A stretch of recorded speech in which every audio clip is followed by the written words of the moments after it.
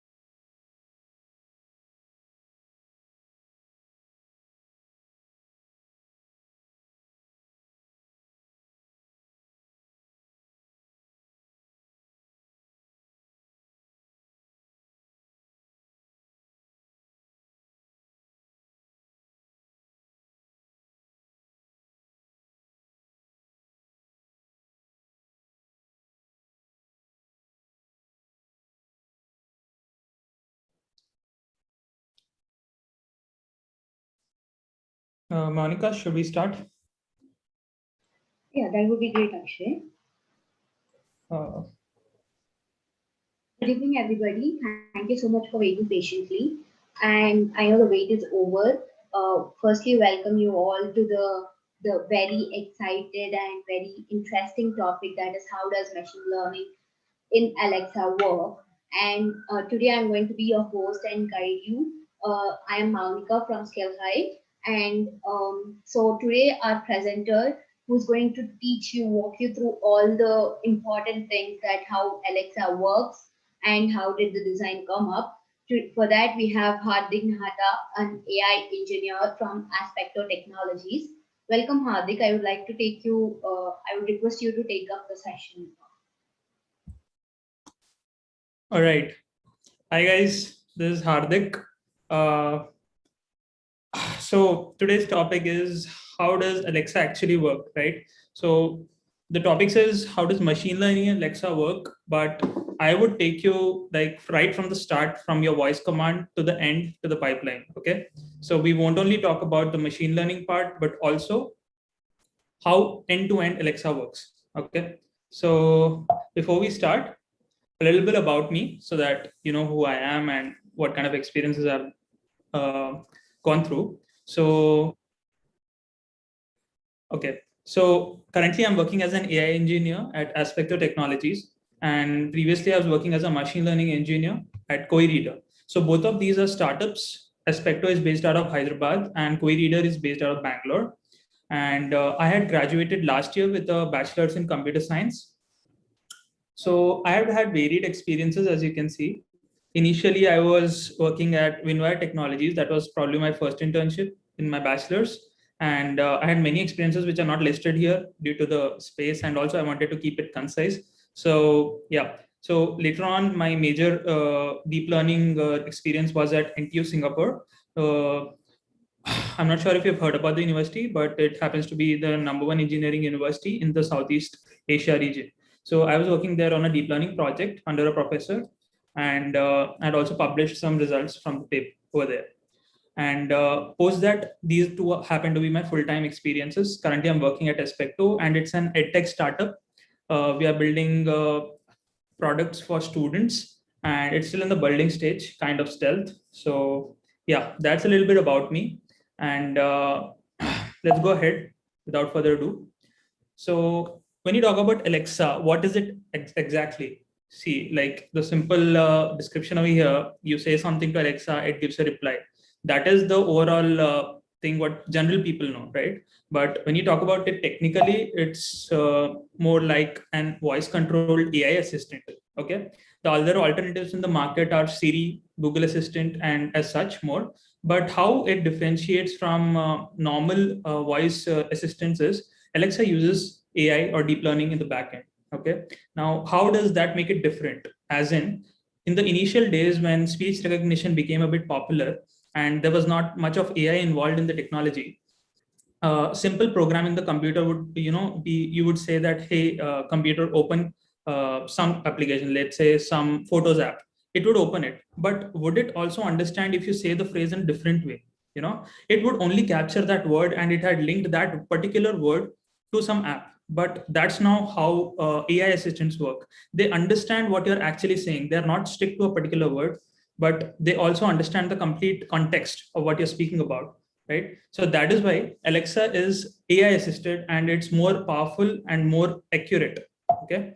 Now, further, it also has close integration with mobile apps apart from the speakers. Generally, people know that Alexa is available in the Echo speakers or Echo Dot speakers, which you get on Amazon.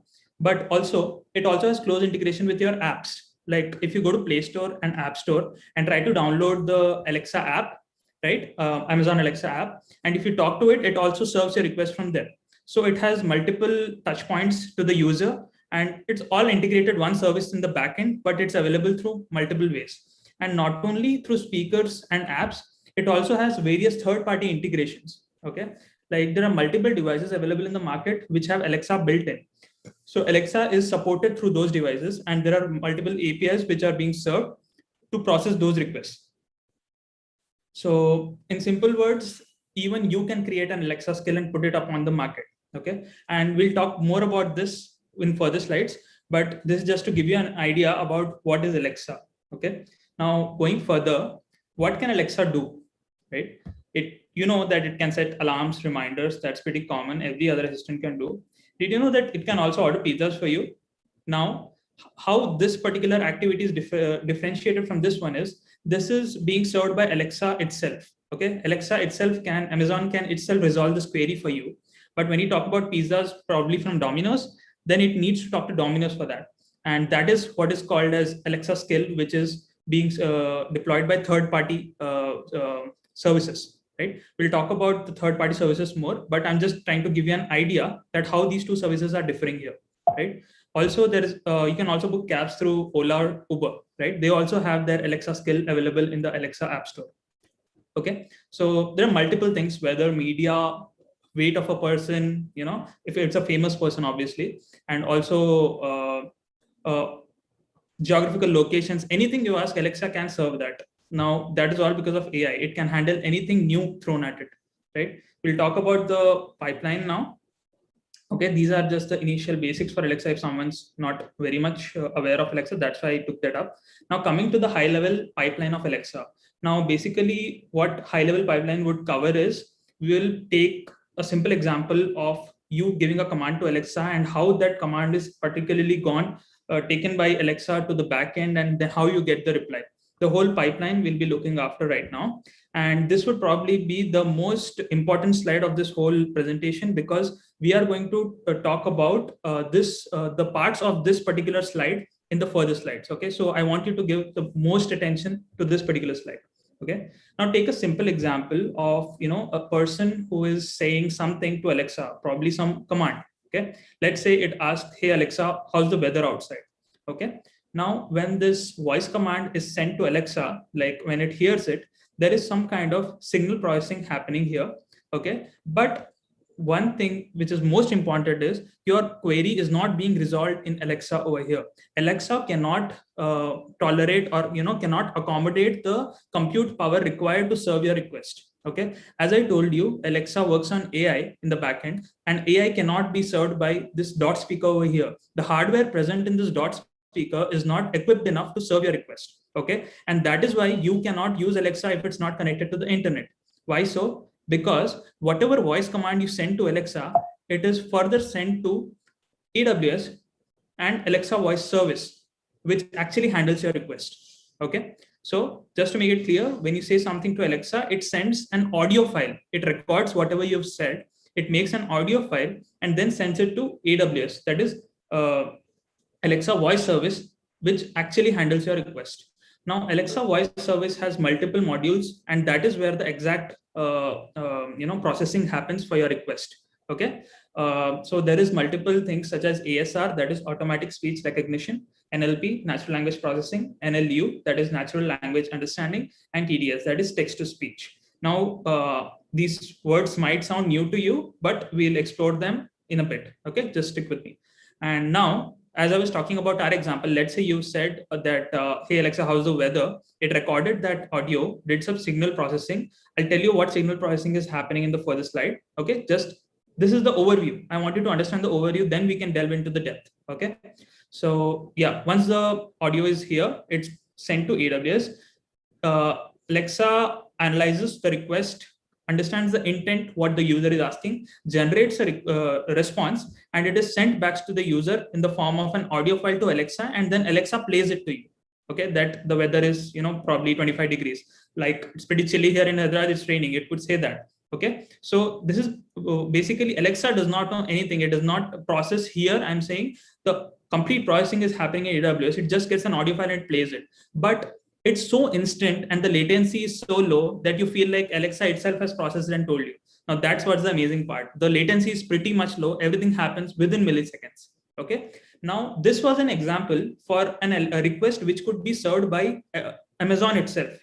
Alexa could handle this request. This was just a weather query or time query, anything like that, some basic stuff which Alexa itself can handle. But there are multiple requests which can also be pointing to third-party applications. Okay, let's say you told Alexa turn on some music on Spotify. Okay, on your app or your speaker, something like that. Now, in this case, Amazon does not have access to Spotify directly. It cannot serve it here.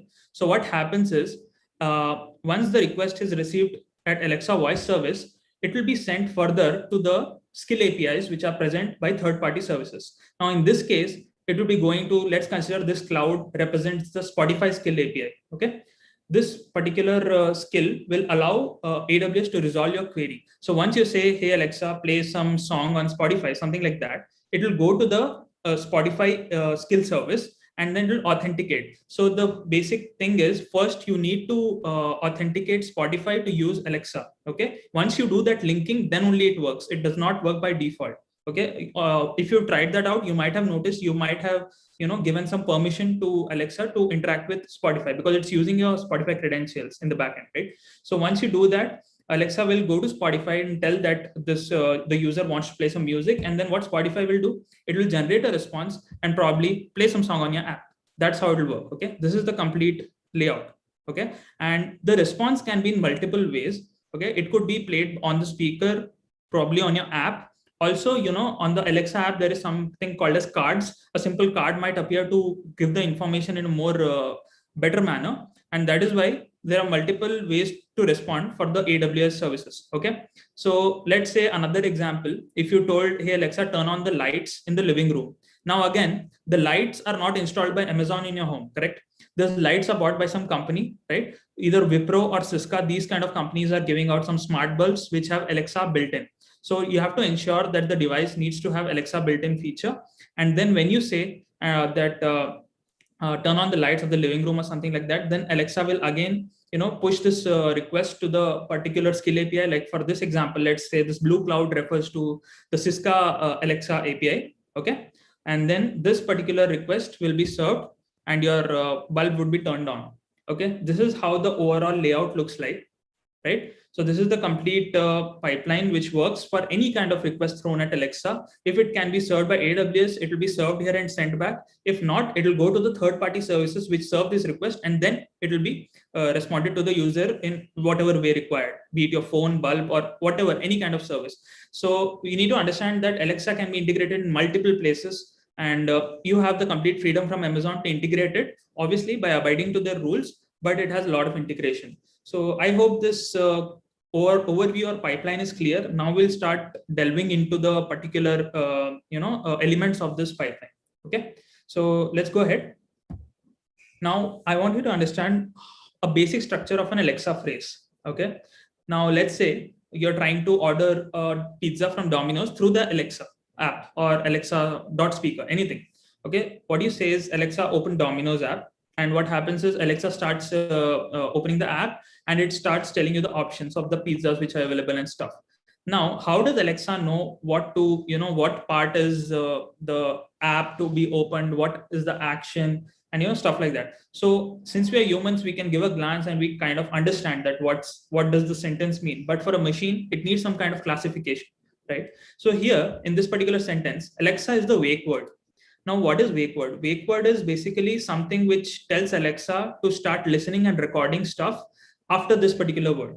Okay, this is done basically to avoid false positives, as in simple words, so that Alexa does not keep recording whatever is being played around. If you're talking to some friend and Alexa is beside, you don't want that to be processed as a request by Alexa, and that is why we need a wake word. And hence you will notice anything, if you want to get done by Alexa, you need to first call Alexa, as in Alexa, do something, like that. So that is why wake words are important, for it to avoid false positives. Next word is open. Now, open is the launch word.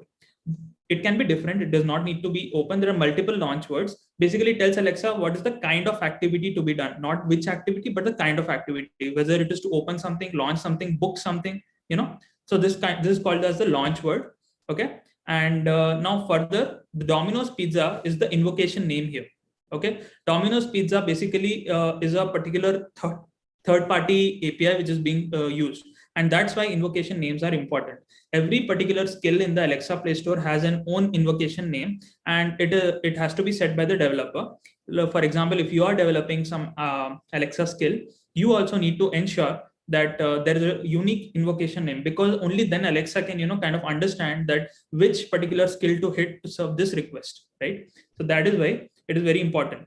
And also there are multiple rules involved in deciding an invocation name. You cannot take, like, if you create a skill and you cannot keep your invocation name as Domino's Pizza, because it's an intellectual property right. Okay, there are multiple rules involved. You cannot take something which is generalized or something which belongs to some particular company. It needs to be specific to you, and there's an approval process for this. You cannot just launch an app directly. There's an approval process. Only then your invocation name is allowed.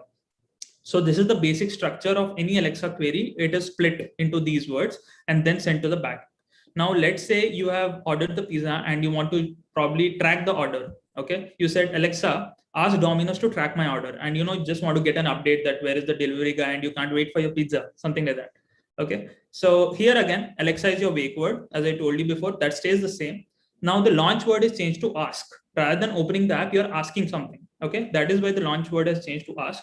And Domino's again is your invocation name, which particularly hits to the Domino's service. And track my order here is the utterance. Utterance is basically a particular action being required by the user. That is the exact activity which the user wants. Like, finally, what do I want to do in this query? I want to track my order, right? That is called as the utterance. Now, yeah, I'm sorry, I skipped the slide.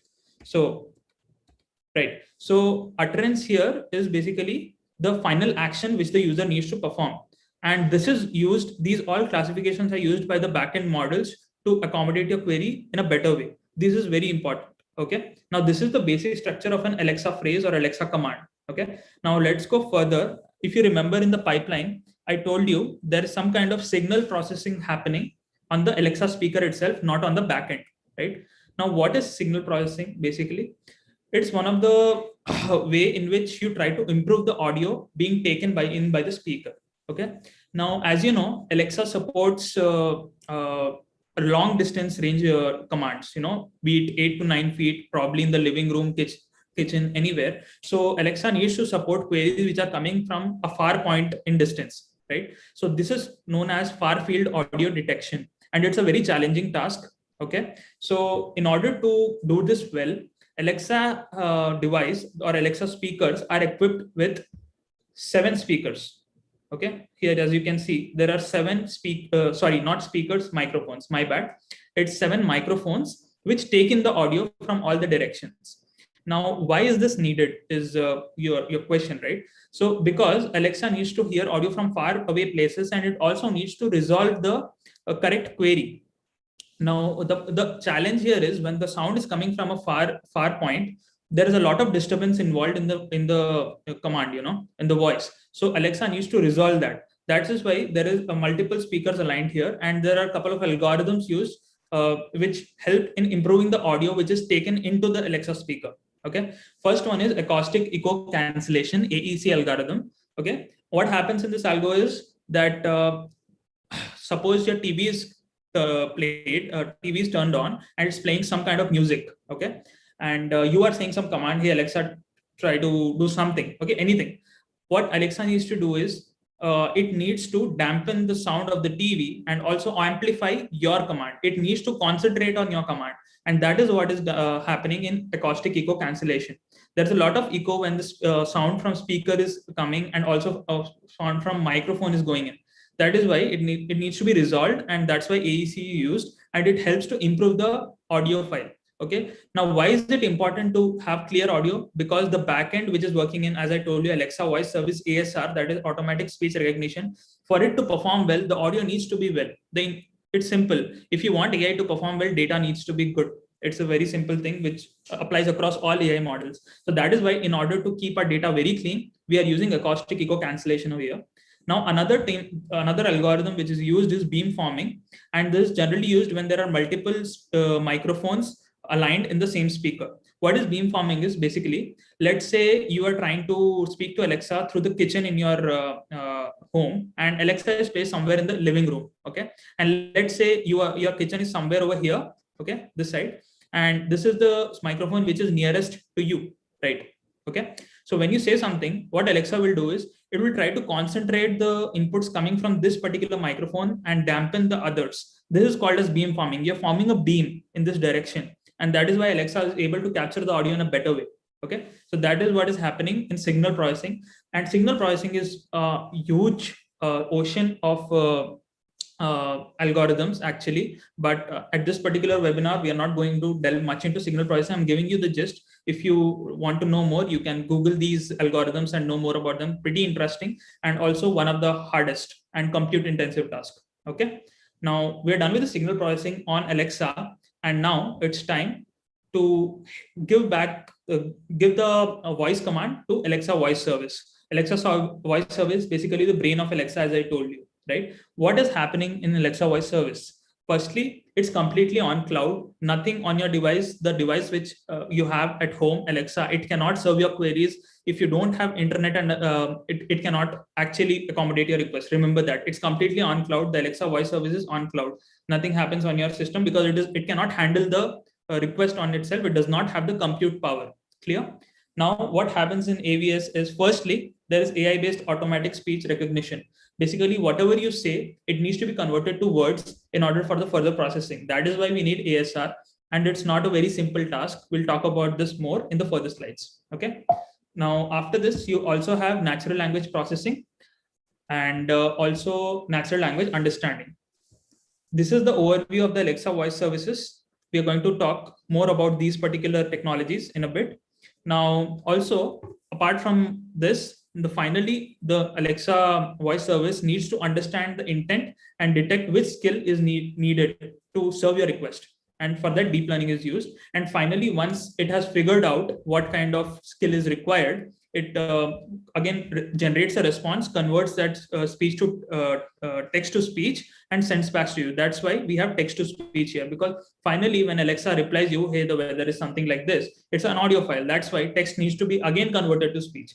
So all this backend processing happens in Alexa voice service. Now let's see each of them in detail. Okay. Before doing that, I'll give you a simple example of a music play when you give a music request to Alexa, and then further we can go to those particular technologies. Okay. So when you say Alexa, play some music, what happens is, again, Alexa here is your wake word, and this is probably the intent which you're trying to tell Alexa. It's captured from the Alexa speaker, sent to the Alexa voice service. The orange box we can see here, right? That is again your Alexa voice service. Now, once it reaches the speech platform, it needs to recognize what event needs to be triggered. And for that, this particular audio file is sent to ASR, that is automatic speech recognition, which I was telling you about. And once ASR converts this audio to text, it is again sent back to the speech platform. The next thing to do is this text needs to be sent for natural language understanding. And natural language understanding basically is to understand what actually those words mean. Normal just Alexa play music. If Alexa can understand, just recognize these words, that's not enough for us. It needs to understand what those mean.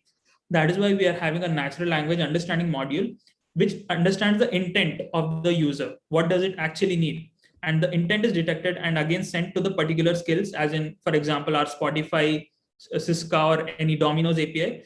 Those particular intents are again triggered for the skills, and that particular play directive is returned. For this example, it's a music. That's why play is what is understood by the speech platform. Now, once we have understood that, it is going to trigger that play URL, and you are going to listen to that music on your speaker. So basically, Alexa just knows how to play around with audio files, okay, the speaker, but the actual processing happens in the backend at Alexa voice service. I hope you're clear with this. Let's go ahead. Okay. So AI powered automatic speech recognition. Now, what is that? As I told you in simple terms, it's basically converting audio, whatever you're saying, to words, because computers can work on words and further on mathematical representation of words. We'll come to that. Stick with me. So before ASR, speech was simply an audio recording of those peaks and bounds you might have seen in some graphics. Maybe it's just leaps and bounds for a computer's mind. But after ASR, it's much more than that, because ASR detects spoken sounds and also recognizes them as words. Okay. Now, let's say you're saying hey, and I'm saying hi, and these are the different kind of accents. Now, in order to understand this well, it needs to have a good AI model to serve them, because normal technology, normal speech recognition technology cannot handle that. That is why we use transfer learning here in ASR, which also allows you. What is transfer learning basically is the learnings of one model are transferred to another model. Okay, and this is basically learning historical data. Okay, and it converts this finally to text. Okay, for processing whatever you've said, it's converted to text. Okay. Now, ASR also enables pattern detection and matching in multiple languages. That is another point. Alexa not only works in English, but also many other major languages such as Spanish, Chinese, German, and multiple others. Now, this is again possible through AI, and it's very, very accurate in those languages as well. And that is because of ASR, right? AI-based ASR again. ASR models can also understand accents and mumbling. Okay. Now, as you know, the accent of saying words can change. Probably someone speaking from US would speak very differently from someone speaking in Australia, right? The English differs a lot. That's why accents are also important to understand the intent of a user. So ASR models can also handle different accents and also mumbling. Mumbling is basically, when humans speak, they tend to, say, just wait, or, some blank words which don't mean anything, but it's a part of the speech. That is why mumbling detection is also important. That can be done through AI in ASR. So this is about ASR in general. I hope it's clear. We're going to go to the next model now. That is natural language processing. Now, what happens in NLP? Basically, as I told you, computers do not understand words. They need some mathematical representation, numbers. Computer only understand numbers, right? Now, that is why we use NLP. What is NLP? NLP is nothing but a subfield of AI and computational linguistics, which handles the interactions between humans and computers, right? Now, how do we do that? As I told you, we need to convert these words into some mathematical vector representations. Okay. Like if I'm saying some word called, king or queen. Okay. These words are not understood by computer directly. We need to convert them into some mathematical representation, which are called as word vectors or word embeddings. Okay. Now, we'll talk about word vectors a bit more. I'll give you a bit more gist on that. Now, natural language processing is not only used in Alexa, but multiple other applications, and they could be sentiment analysis, text summarization, language translation. All these activities and these algorithms use NLP in the backend. Okay, these are the different applications which are there. You can explore them if you're interested, but I'm just trying to tell you that NLP is widespread and it's used in multiple applications. So I hope natural language processing gives you a good idea now. Now, as I told you, the words need to be converted to some word vectors, right? Now, what are word vectors? If you say, word vectors are, as I told you, it's just a mathematical representation of words, and the process of converting the words into a mathematical vector is called as vectorization. Okay. Now, for example, just consider this particular diagram. Here, if you see, there are 4 lines, and these lines are basically vectors of the word king, man, queen, and woman. Okay. This is being represented in a mathematical form. This is what is the input, and this is the vector which is generated through NLP. Okay. These all are representing these 4 words, and they are in some coordinate plane. Okay.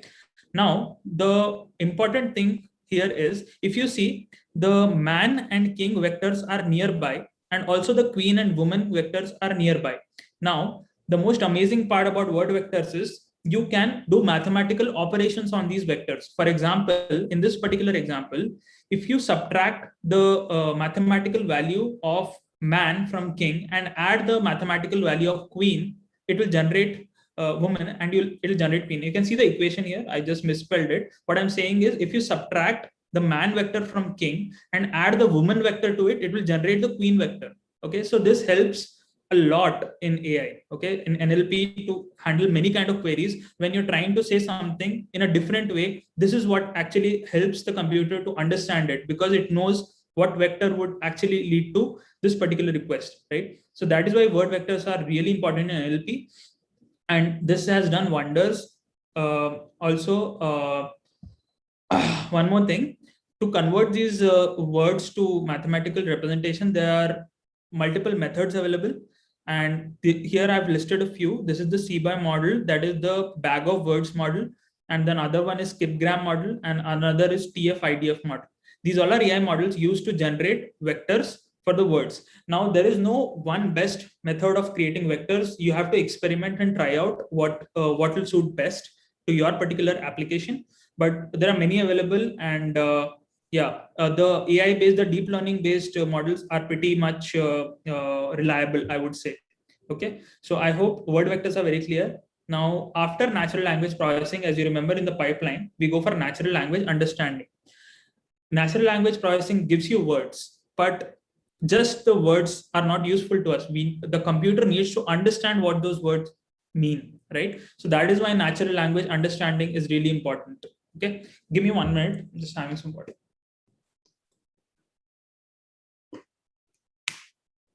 Yeah. So once you have the words, word vectors, you need to make some sense out of that, right? The computer needs to understand that. So NLP only interprets the words spoken by the user, whereas NLU understands what those words mean. Okay, it helps the system deduce the actual meaning of those words. Okay, now consider this particular example. Alexa, what's it like outside?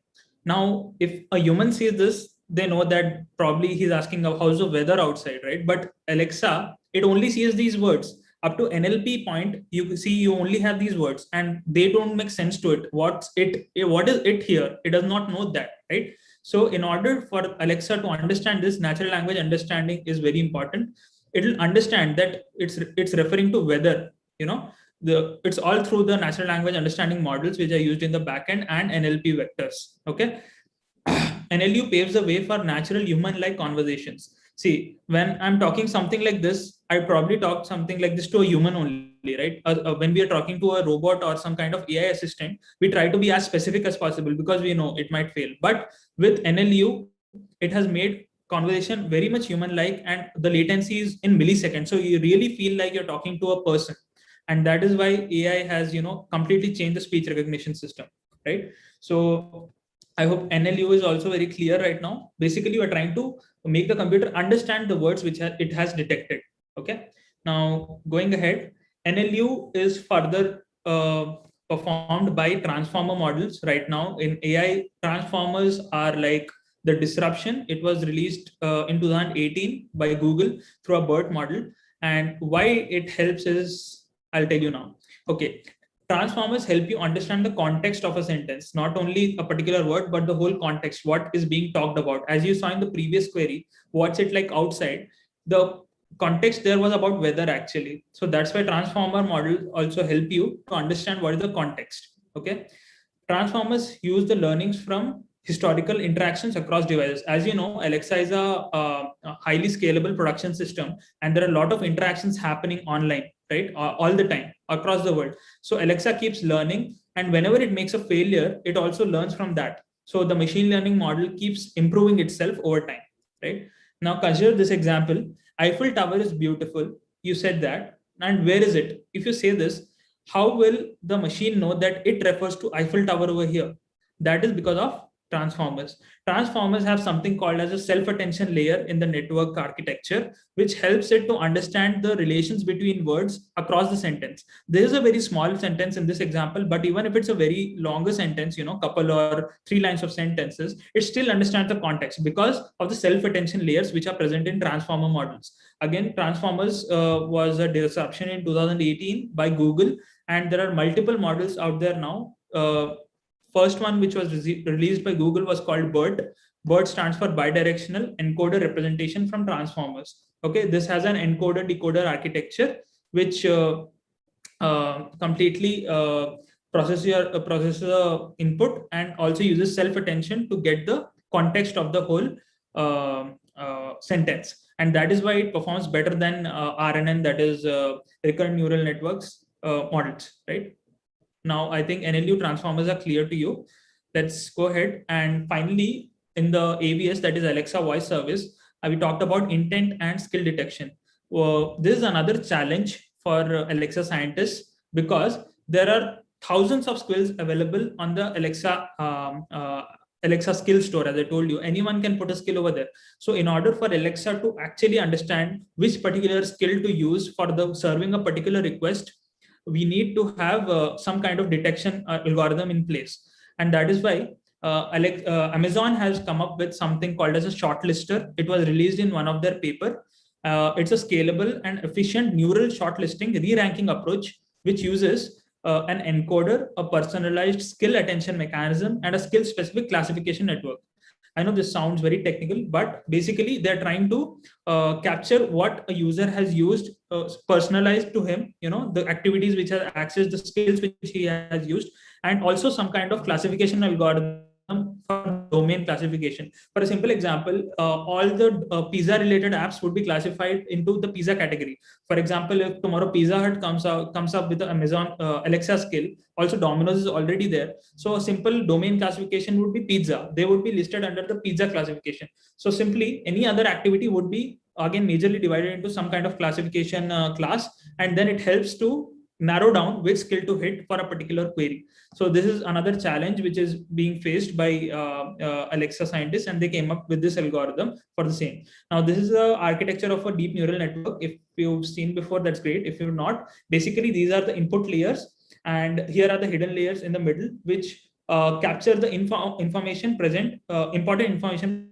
present in the previous layer and take it forward. And finally, these all information captured up to the last layer are detected and made into a one classification. Okay, here as I was telling you, a domain specific classification happens. This is the kind of architecture which goes into it. You can read more about deep learning neural networks if you're interested, right? And also it was noticed the performance was significantly better compared to the normal this thing, normal vector represented skills with this algorithm, because obviously it has narrowed down the results by a lot, and AI has given us the best possible results for the classification, and that's why the performance increased a lot with the intent and skill detection. Now we've covered the whole pipeline up to the end, but what else can you further explore in Alexa? You could develop your own Alexa skills. There is developer resources available, and it's not very hard. If you have some kind of exposure to programming, you can get started with that. Also, you can explore Alexa Smart Home, which has multiple smart home features and also multiple APIs which you can integrate. Alexa built-in is another service present in most of the smart devices nowadays. And for developer resources, you can go to developer.amazon.com/Alexa, where you can find more stuff about whatever I talked about, something like that. And also how it started with your own Alexa skill. Example models, as I told you, even if it makes a wrong classification or wrong query resolution, it does not say that it does not give out wrong input. It rather says I don't know the answer, because it's better having a saying that I don't know rather than giving a wrong answer that may dissatisfy the user. That's why there's continuous learning in Alexa models, right? Now, I think that's all from my side. I hope it gave you a good overview of Alexa, but there is more here. There is something exciting for all you guys, right? So I'd like Akshay to take over. Yeah, hello Hardik.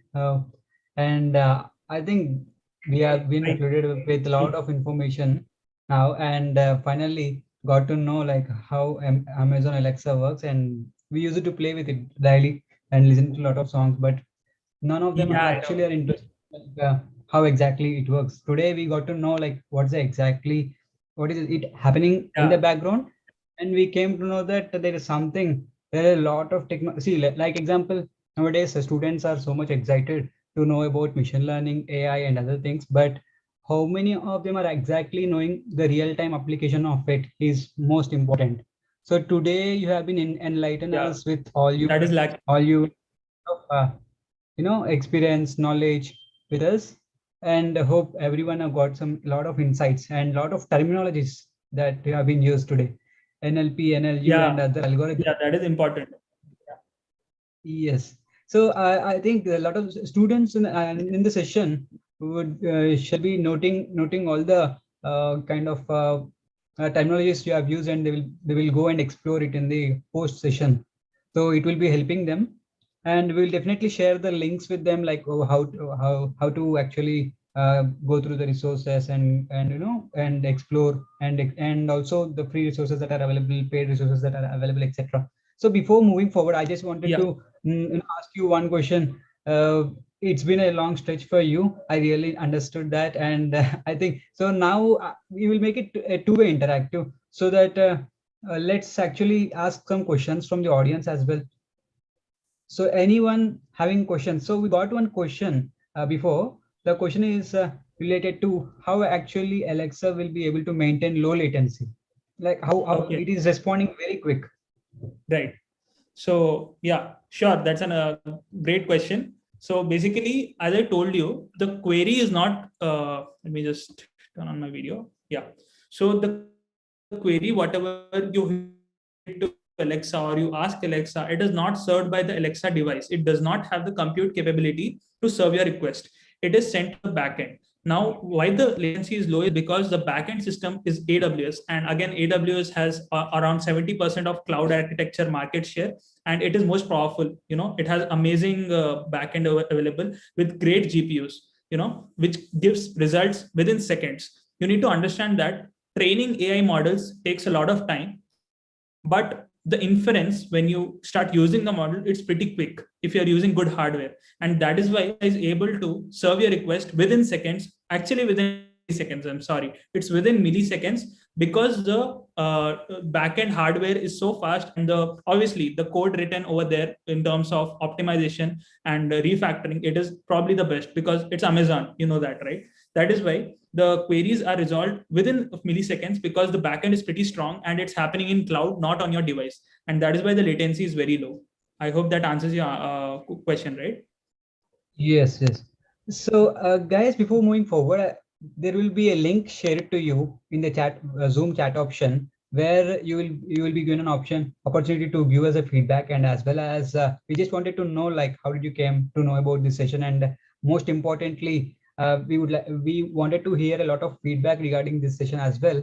So just take your time, post this session. We will be having that link live for mostly I think so 5 minutes or 10 minutes. You can fill and submit it at any time. Okay, but don't not forget to submit it. It is very important. And Hardik, the next question here is, as a student, I've been I and all the other students over here in the past, a lot of people don't know where to start, where to start to become an machine learning engineer or AI engineer. All these terminologies seems to be very bigger, but still there are a lot of opportunities, but how to reach them and where to start is a very critical question that everyone will get. And before getting where to get the opportunity, let's talk about how to start. Now, basic programming language or basic mathematical skills that they need to know, and etc. So how did you got started, and which programming language helped you to take this to the next level? Okay, so I'll make it two different answers, as in how I did it and how I would recommend any student to do it. Okay, so Okay, sure. as I was doing a bachelor's in computer science, and everyone probably who has done a bachelor's might have encountered with the C language, right? We start off with that, C or Java at least. So I started with C language initially, and further in probably in the second year I got interested in AI. And the main language which is used in almost all the AI applications is Python. Okay, but there are multiple frameworks which are used, such as PyTorch, TensorFlow, Keras, and there are more. But the main point here is they're all based on Python. They're Python frameworks. Okay, so a simple language which can help you get started in AI would be Python. It's easiest to learn even compared to C, C++, I would say. It's even a person from a non-technical background can start learning, probably from electrical or someone who can also start learning. So Python is very important for this. You need to have a good grip on Python. So before you go to start learning the AI part, I would say get your fundamentals at least strong. I'm not saying you need to be an expert in Python, but at least the fundamentals need to be strong in Python language so that you can start coding and start implementing stuff. At least classes, functions, you need to have this knowledge. And once you have that, you can start looking into resources which tell you about the fundamentals of AI. You can start off with this course called machine learning course by Andrew Ng on Coursera. This is a very popular course across the world, and it has a lot of theory, but it'll really help you. Okay, I would recommend go for one theory course and one very much practical hands-on course, because theory will give you understanding and fundamentals which will make you think of solutions, whereas practical course will help you to go and implement stuff. So, and I think Akshay has something interesting for you guys. If you wait, you'll get to know already something which is prepared for you. You can try that out. It's amazing.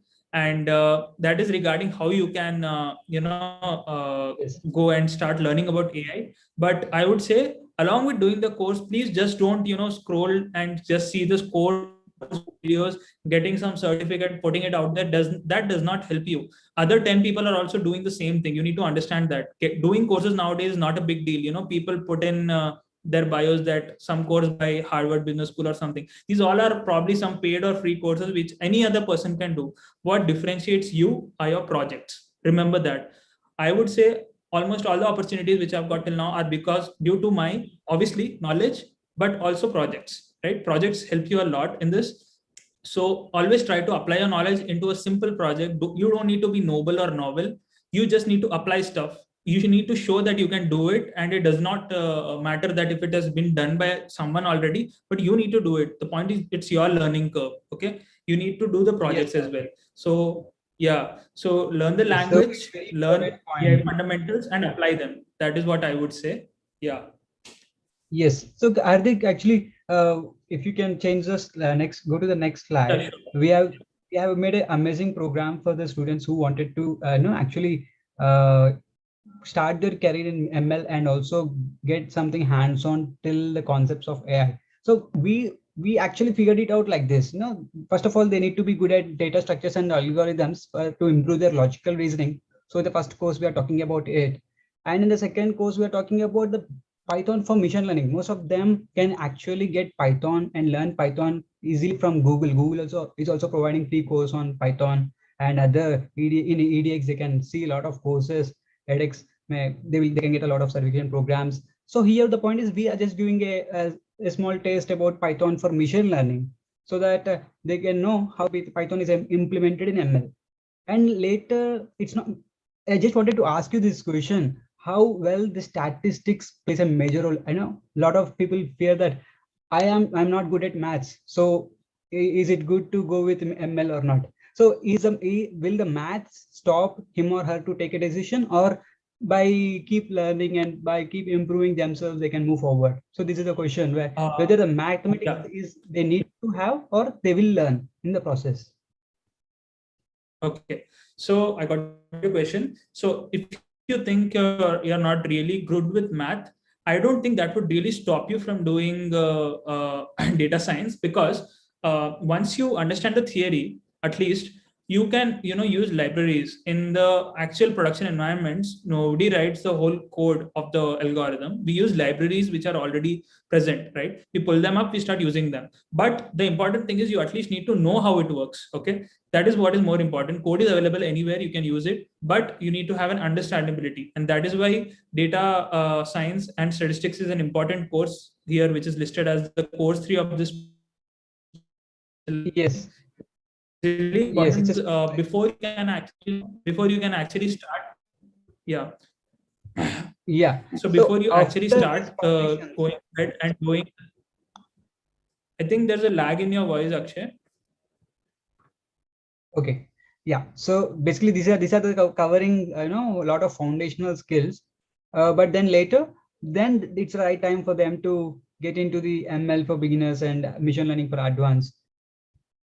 Yeah. So as I was saying, first get hands-on with some data structure algorithms and Python, so that you are at least comfortable in coding. Then you can read about AI and take this course, which is Introduction to Data Science and Statistics. So this will give you at least fundamentals and theoretical knowledge about the AI, right? Further, you can start applying this, is what I would say. There are multiple resources available, and even in this course, I believe there is a lot of practical projects to do, and in the Yes. end, practical projects are only going to help you, is what I would say. Yes. So actually, in our process, what we are doing it is it's not just about the course, but also they will be having an hands-on project guidance through throughout the specializations. That is the reason why we actually have this course as a courses and specializations as a prerequisite to enter into a project. It's not just like they're paying they pay for the course, but still they won't sit and they won't complete the course, because we just wanted to make them. They need to have a very good understanding of basics, and then they need to complete the specializations before getting hands-on. Then they will be given an opportunity to join in the project, so that that will be helping them with our subject matter experts like you, and other people will be joining us as a subject matter experts and contributing their time. So these students will be directly working with the subject matter experts, so then they will be having a very good experience and exposure towards the technology. And people might be thinking that all these 5 courses, you might be thinking it might be costing around 10,000, 15,000 like that. No, guys, this is very simple. Go to our website and see the programs. All these 5 courses is in one specialization, machine learning engineering specialization, which is costing you only for around 2,500. If you apply the coupon, and you will be getting the other discounts. So I will be telling you about more about these programs in the future. But let's actually come back to the session and get Yeah. some answers for the questions we have. Yeah, we have some So questions here. here, there is a big I'll take them question. from the chat box, Akshay. I'll take the question Yes, from yes, the chat box. Okay. Please go ahead, Hardik. yes. Yeah. Okay. So Vishnu is asking that, are the recorded voice clips like users are using and the voice has been converted to text? So are these voice documents are trained to Alexa to increase its efficiency? Uh, Vishnu, it's not voice documents or voice files which are trained. As I told you, the voice goes from Alexa to the backend, that is Alexa voice service. And the first thing which is done is that audio file is converted to text, because we are using natural language processing and natural language understanding, which works on text data, right? It does not work on audio. So audio files are not trained, machine learning models are not trained for audio, but converted to text. But for particular ASR, that is automatic speech recognition, we do use there is some pattern matching algorithms which try to match the voice of a word with an actual word. That's where it happens, and I think it clears it for you, right? Next question is by Anusha. She's asking, what is the range of Alexa? uh, I think it's up to 9 feet, I guess. And you can check that on the Amazon Alexa website as well. But the point here is it supports far field audio. That means it takes audio from a distance, which is not present in normal microphones and speakers. But Alexa, it does, because it has to serve the requests which are coming from a far distance. That's why we have far field audio support, and also signal processing, which I talked about, right? So I hope that answers. And if you have any counter questions, please feel free to put it in the chat box. Next question is, what is the difference between ML and AI? Okay. Yeah. So Nikki is asking that. So AI is, okay, it's a hierarchy. Okay. AI is on the top. And then further, we have machine learning, we have natural language processing. We also have deep learning, which is a subset of AI. Okay. They are not on the same level, they are below it. Okay. AI is the top in the hierarchy. It's a major term which is referred to it. These all are subset of artificial intelligence. Artificial intelligence can be in various forms, be it natural language processing, computer vision, machine learning. These all are subsets of AI, and that is what is differentiating them. It's under them. That is not like difference. They're not two different categories. It's just one below the other. Okay. And is Vishnu is again asking, is it unsupervised? As far as I know, it is not unsupervised, because unsupervised can sometimes give you wrong results as well. But Alexa and some companies like Amazon and Google and others, they have huge data. We keep using their services for free, but what do they get from us? They get a lot of data, and that data is used to train models. So it is always supervised, and all models are usually supervised, not unsupervised. And if it is, I'm not sure, but I don't think so. At least what I've seen, I've read around, it's not. And someone is asking, Shiba, she's asking, can I know the best source for NLP? Okay, so I think NLP is being covered in the advanced part of the course. Is it, Akshay?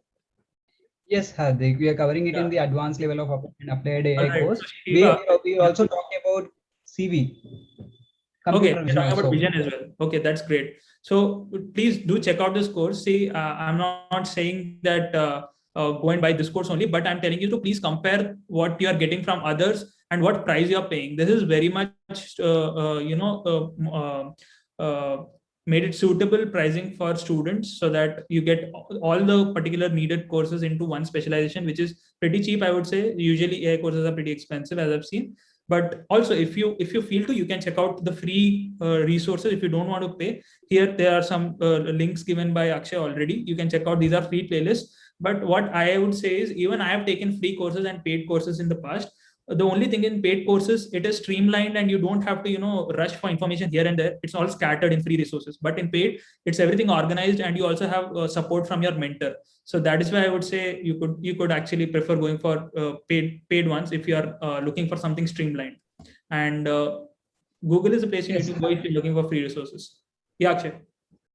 So Hardik, where did you go to apply for the opportunities as well? See, actually, what months after this specialization, if the students complete this specialization and they get a lot of hands-on on the project, we would like to assist them with the internship opportunities. But I'm asking this question for those students who may not be onboarded with us, but still they might be interested in some other web technologies, Android application development. But anyhow, there might be a common platform or common way of approach, right? How to apply for the internships in the companies, how to apply for the opportunities in any of the universities, whatever it is, research activity or something. So how did you got started with the opportunity? How did you get connected with companies? Okay.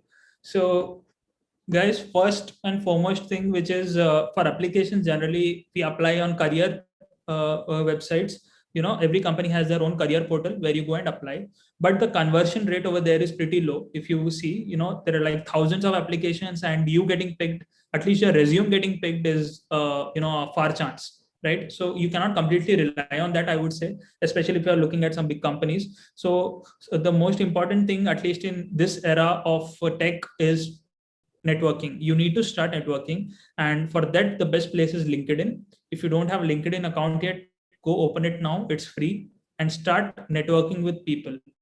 Networking is going to help you build your network, and this network is going to get you the opportunities, right? You need to start exploring LinkedIn, and also any other platform which helps you interact with other people in the industry. But at this point, I think LinkedIn is the only place where all official professional people are listed, and it's a great platform. So you can start reaching out to people who are there in the company. For example, if you're looking to apply into Amazon, for example, and you want to work on Alexa, maybe. So rather than going and applying through the careers portal, you can reach out to some hiring manager who is working on the Amazon Alexa department, and probably reach out to him and say him that you have these skills, and there's your resume and you're looking for an opportunity, and maybe he, at least if not one, if you apply to 10, at least one guy would reply to you, right? And that increases your chance by a lot. Now from the thousands applicant pool, you are actually moving to the exactly chat box of that particular person, right? So that increases your chance a lot. So I would say keep networking. Networking will give you the opportunities. You need to get referrals from people if needed, and people are going to help you to do that. There are very generous people out there. Start reaching out, start being active. That's what I would say. Okay, so Hardik, I think the resume and the profile, along with the keywords they are using in the profile, will also matters a lot when they are applying for the job. So job or any other opportunity. Correct. By this, no, by your talk to the next last 1 minute, which I just realized that it is very important that they need to have a session on how to prepare for an interview and as well as how to make their resume, so that Right. it might them. So definitely our next session would be on how to prepare the resume and what are the changes they need to make before they actually apply for a job in any opportunity. So Yeah. most probably the mistake is they will make one resume and they will send it to all the opportunities. So I think it might be a mistake. So here they need to customize their resume, or big changes they need to make to the resume before applying for the job, right? Yeah, I think that needs a complete webinar. That's again a depth Yes. to go into. You're right. Yes. Sure. So, Hardik, can you please switch to the next slide? I just wanted to tell them like the primary features of our platform. It's not just a course, guys. It's all about how we are engaging with the team or cohort. For example, here we have a leaderboard. If you stand top in the leaderboard and complete the specialization, they are going to send you the direct job opportunities, and also the doubt clearance is having a separate forum. And the most exciting part is we are going to launch our mobile app in the Play Store, within next 2 days. So I think it excites for all our community students and as well. So here the courses are tailor made, guys. Like we won't allow you to tell us that I have completed the total course and specialization, please give my certificate. It doesn't work like that. You definitely need to work on project with the help of a subject matter expert, and then need to submit the link and the proof of work you have did. Then our subject matter expert will be validating, and then we will issue the certification. So it's not like you pay for something, can click on next complete, you will get certificate. It doesn't work like that. So we have made it more curious. You will be getting points, you will be getting badges, and a lot of events happening in between. And we'll be organizing few, couple of two-day live sessions, but on building something. Like our next session is planning on sentimental analysis project for about 2 to 3 hours a day. It's like total 6 hours. Within 2 days we'll be doing it like that. We are planning so that you will be getting a free access for it. Basically, for the other participants it will be paid opportunity. So moving forward, in the next slide, I will tell you one trick that you can apply, guys. Either if you are still confused, like where to start, what we would suggest is, if you are still confused which technology should I choose, I will tell you, go and opt for membership. It might be costing you around 3,500 right now. But if see, 2,500 is for the specialization, but if you are opting for the membership, 3,500, the benefits are you're going to access all the specializations. We have full stack web development using Angular.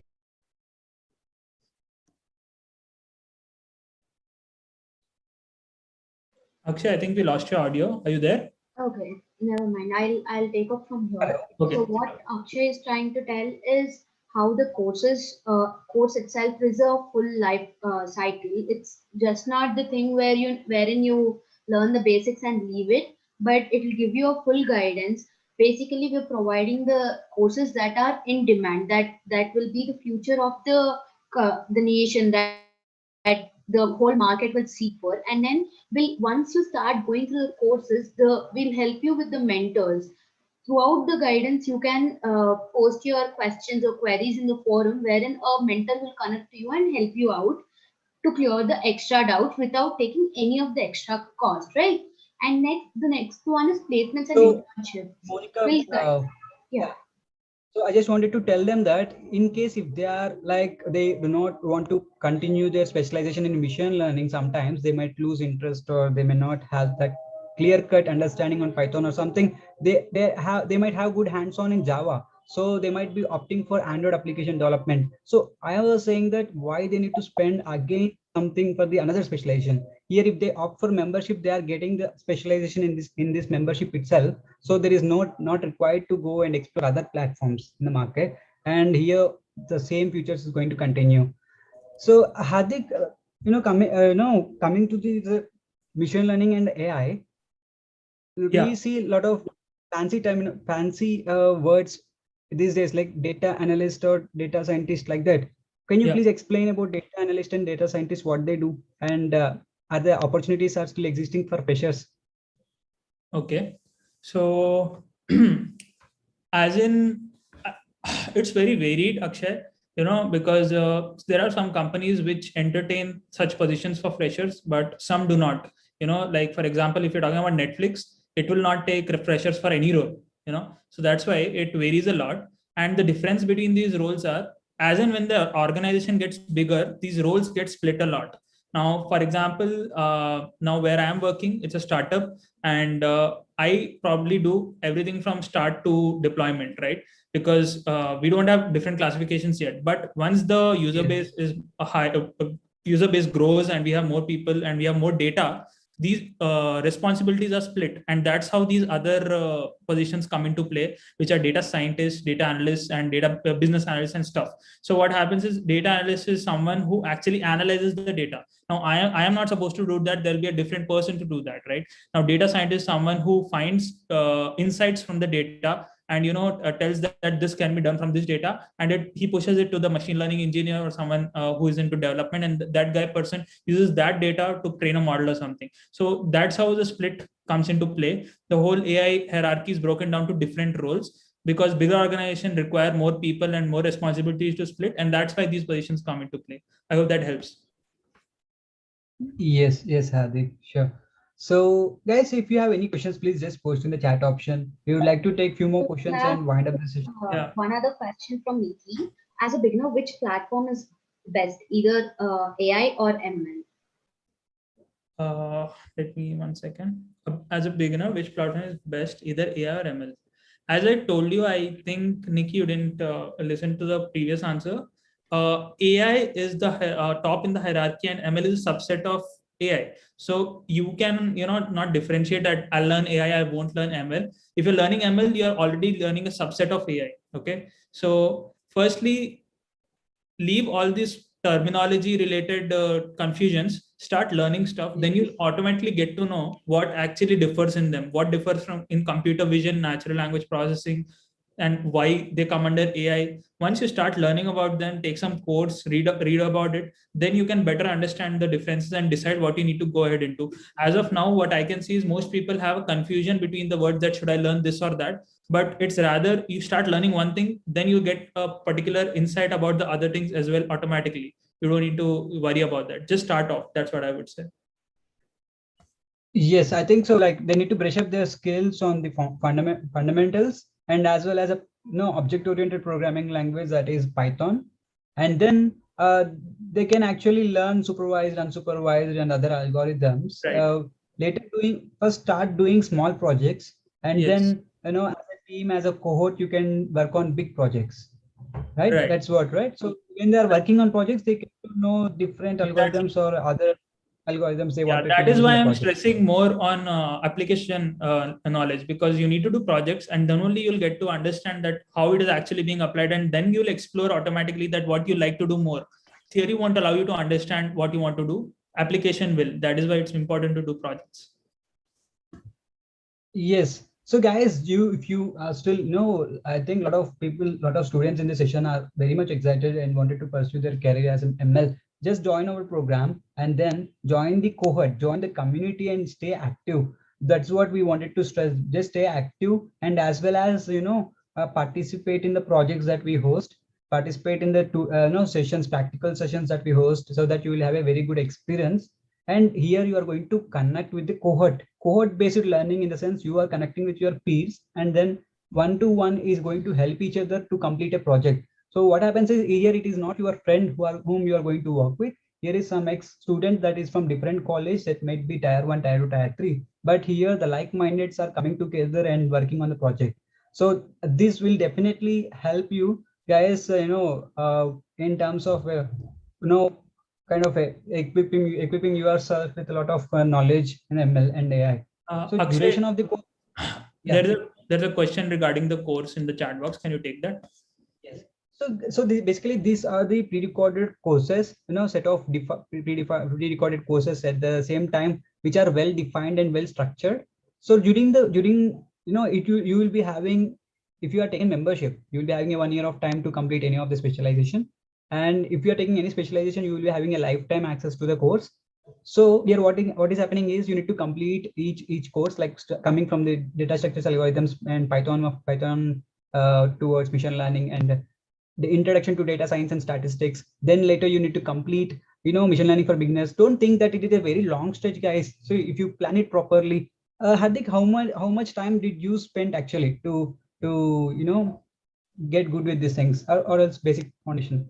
Yeah, so my approach was very spread out. I wasn't, keen on continuously doing stuff. I used to explore something, do some projects, then take some pause, and used to explore like that. So it was varied. It was not fixed, but I would say is you don't need to learn all the theory together. Take some part, Yes. learn about it, implement that, and then go to the next one. That is what I would say. Yes. So guys, here what is going to happen is, if you are in the data DS and Algo part, you will be joining in the DS and Algo community, where you are going to work on DS and Algo projects. Later, coming to the Python for machine learning, you will be joining Python for machine learning community and working on some projects which are related to Python for ML and when basic Python projects. Then later, it goes on like this throughout the specialization. And in between we will be hosting two days 2 day boot camps, 3 day boot camps, and in the codeathon, hackathon, so that you will be getting access to participate in that as well. And for learning these courses, yes, you need to have a laptop. Yes, you need to have a laptop or PC, anything works, but I think the configuration should be a little bit. Hardik, can you please tell, like, what is the minimum configuration if they need to Yeah. have to start with the course, Yeah. to So start with the basically, if you're accessing a course on skillhie.com, you're basically just accessing some website on Google Chrome. So if you can run a simple browser in your computer, it should be fine. And in order to run the applications, the AI applications and some project, then if you're running it locally on a system, you might need some good RAM, at least 4 to 8 GB of RAM. But also, if you can't manage that, as I've seen in the course content, many things can be implemented in Google Colab, and Colab is free compute available online through browsers. So you can just access go there and implement your algorithms and AI stuff, and it should be fine because it is not using your computer hardware. It is being used by Google Colab, so it'll be fine for you, even if you don't have a very powerful computer. That's what I think. Yes. So mostly, guys, you need to have proper internet connectivity as well as a good browser which is going to work with it, and you need to have a commitment within your side and from your side, that motivation and commitment to complete. So to boost up your motivation, it's our responsibility. We do a lot of activities, a lot of workshops, and a lot of things that we wanted to give you. And any more questions related to specialization, guys? Any more questions? So we'd like to take a couple of questions and then we'll end up the session. It's already 7:12. We just have 3 more minutes of time. Yeah. Guys, feel free to go to the website and check out skillhie.com, explore, and decide if you want to go ahead. And as we told you, get 500 is the coupon which you can use to get a discount of 500 rupees. Yes. So soon we can actually know all the records, guys, which topic you are in, which video you are in. Based on your completion ratio, will push you the opportunities. If you just take the course and sit idly and without doing anything, it doesn't work like that. You need to complete the courses as well, and you need to work on real-time projects with the subject matter experts in the forum and the community, and also participate in the events as well to showcase your talent. So see, guys, if you are if you are a diamond at your end, none of them can see that diamond if you are hiding it somewhere. if you are having a talent, you need to express it. You need to have a platform to express it, so that opportunities will knock you rather than you go and knock the opportunities, right? So you need to express your talent, showcase your talent through hackathons, codeathons, and this will actually tells you the time complexity of your performance and also accuracy of your projects. That plays a vital role in ML and other. Akshay, is Either the it is online or course offline. online or offline? Is that? Yeah, it's And an online, totally online course, and it will be a interactive course. okay. Yeah. So they will be getting a ranks, badges, and points for every activity they have done, and also they will be collaborated with the projects during the course. We will be hosting it in the forums and community, where they need to join the community and work on the step-by-step process of the project. In case if they are having any queries and doubts, we'll be hosting a live sessions every weekend. Based upon the project they are in. So project SME will be hosting the live session to explain them. But still, so first of all, they need to complete the specializations. That is what we prefer. Later, if they wanted to have a dedicated project guidance, then they need to opt for another plan, which is actually, which will be live, within 2 days. There will be another plan. If they wanted to have a live one-to-one session, or some, suppose for example, they are 15 to 20 students, and they need to have, joined in the project called sentimental analysis. Then for sentimental analysis, there will be a live classes for them. So that is how it works. So for now, the total courses are online, pre-recorded, and there is no time limit for you. The only thing is that if you take membership, your validity will be for 1 year. And if you take, if you are generally focusing on one specialization, you will be having a lifetime access. A small doubt, it seems, how Alexa voice services would be AWS, why not AVS? Hardik, can you take up this? Yeah.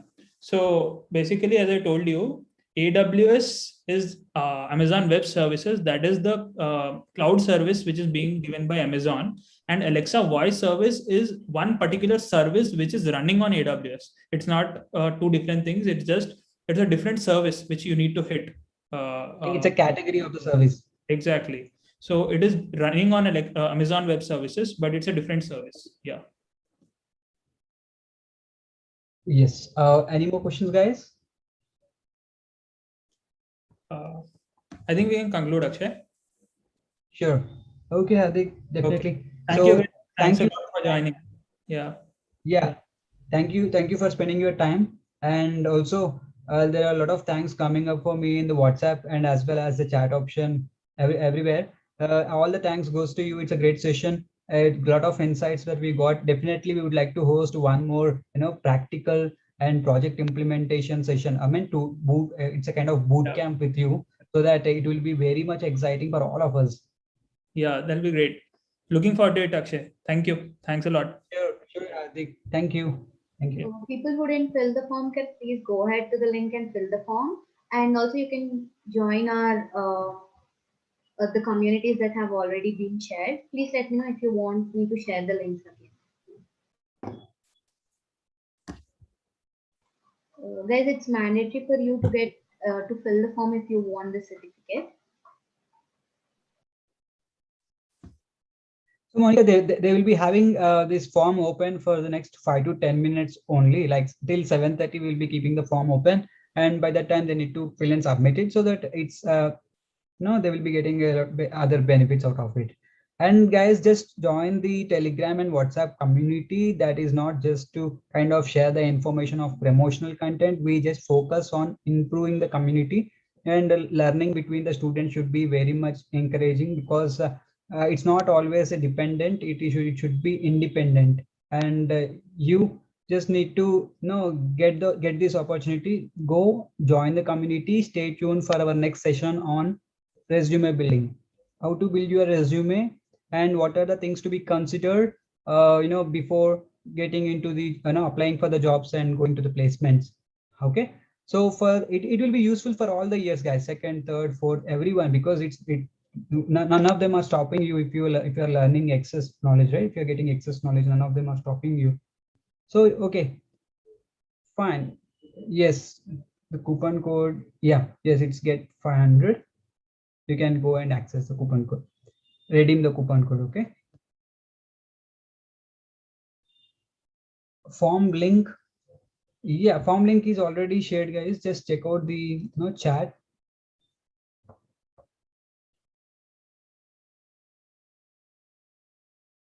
If you are having any queries related to the specialization, guys, so you can reach out to the admins of WhatsApp group. They will text you back. They will text you back with and solve your queries regarding the program of the online or offline project implementation. How do we take it forward, and how do you access the programs and everything. So through the platform itself, through the website itself, you can access all the courses, participate in the forums, participate in the blogs. You can read out our blogs, exciting blogs, and also you can get points, ranks, badges for what you are doing, everything. So you can go and explore the site. Yeah. I hope you guys So thank you, guys. Let's very yeah. good amount of knowledge from this session. We're looking forward to collaborate with you guys for the next webinars wherein you can develop your career. It's never too late to kickstart your career, but all you need is your dedication and the focus that you want. Okay, Nikki, so Nikki has a question that what are the courses available? So we have the main specialization courses. I am leaving the skillhie.com is our website. You can go ahead and check it, or you can text us in WhatsApp. That is Akshay has already mentioned, the admin of the WhatsApp group that we have just sent you. You can text them and we'll get back to you very soon. Okay, So so guys, the specializations available right now are full stack web development. You will be learning main stack there, MongoDB, Express.js, AngularJS, and Node.js. These are the very famous and now trending technologies in the web development part. Okay, and in the second specialization, we are focusing on Android application development, where by the completion of the course, you will be able to build your own mobile Android application using Android Studio. You will be dealing with Google Maps API, integrating the apps API with your mobile application. And you see, if you keep trying, you can actually do your own app like Swiggy and Zomato as well. So, and in the third specialization, this is machine learning engineer specialization, mainly focused for all sets, all levels of students. Student from level 1 can join from data structures and algorithms and go through all the 4 courses. If you are the student who already know DS and Algo, then you can go and check out the courses related to Python for machine learning, introduction to data science and statistics. If you're a student who already know data science and statistics as well, Python as well, then you can directly complete machine learning for beginners and machine learning advanced concepts with applied AI. So throughout these are the courses available, and there are totally 13 courses you will be getting out of this membership, 1-3, with 3 specializations. And these courses consist of basic foundational skills like content writing, Microsoft Excel, and the other programs as well. Go and check it out. You will get to know a lot of information out there. Okay, Monica, thank you for hosting the session, and thank you, students. Thank you for attending the session as well. thank you everybody for being such a great audience and making this event a very interactive event. Thank you so much. Yes, thank you. Bye.